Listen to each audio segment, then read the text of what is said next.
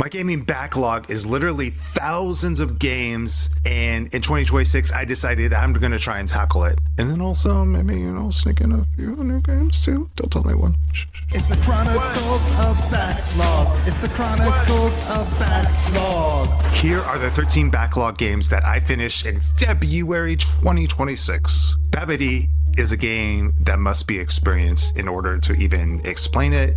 It's a beautifully bizarre walking simulator and collect-a-thong. It's really a hard game to pin down, but it's free, so you can go experience it right now, and I highly recommend that you do. Speaking of bizarre games, B-Swing is even more bizarre because it has an art style that looks like it was drawn by a child. Characters who go on these long tangents about life, and then basically in the game you're going on what are almost exclusively fetch quests, and then at any time you can just choose to leave, and then the game ends. Insomnia Theater in the Head is a short point and click kind of puzzle type game that gives you the experience of what it is to have insomnia. Another point and click game I finished was Escape Lala.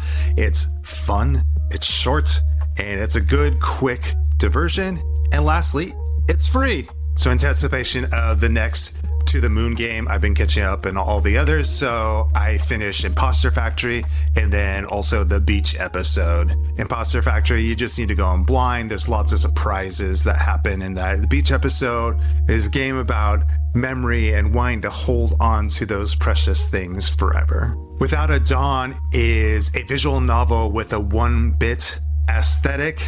It is very unnerving. It's very weird narrative going on, but it's very, very compelling, and it's short. Mahotech, probably not pronouncing that correctly, but this is a game that has an MS Paint art style, and it's a very quick visual novel style game with some minor RPG elements. One Shot is a game that I booted up several times throughout the years and never actually completed it.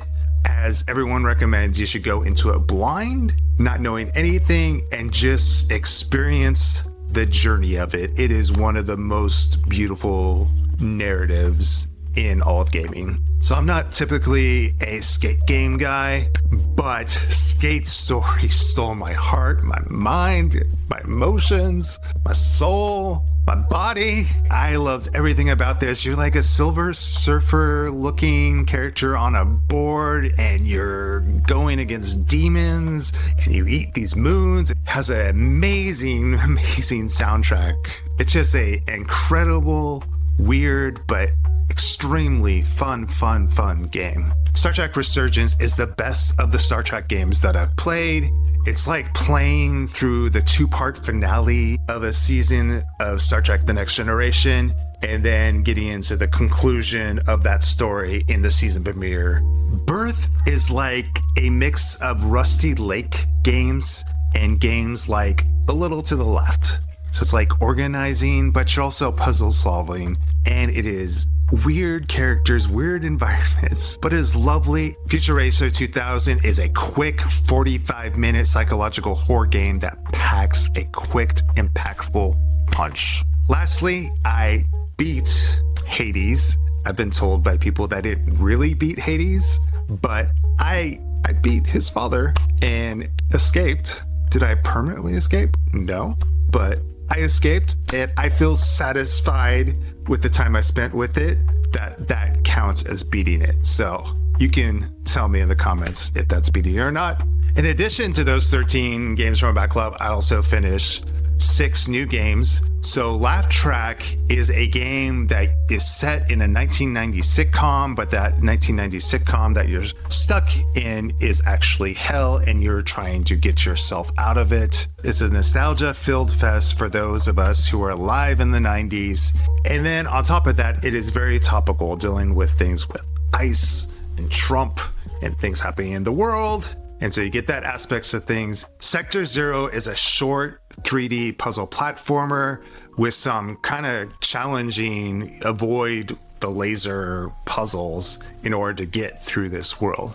Meredith Grand's Perfect Tide Stasis Station is a worthy successor to the original game incisive, witty, deep writing all throughout this. It leans more visual novel and less on the point and click puzzle side of things, but still a good game. And finally, Neva Prologue. I am not a DLC guy at all. I never purchased DLC, but Neva is a special game. And the prologue introduces a couple of new mechanics, and it also has a devastating story.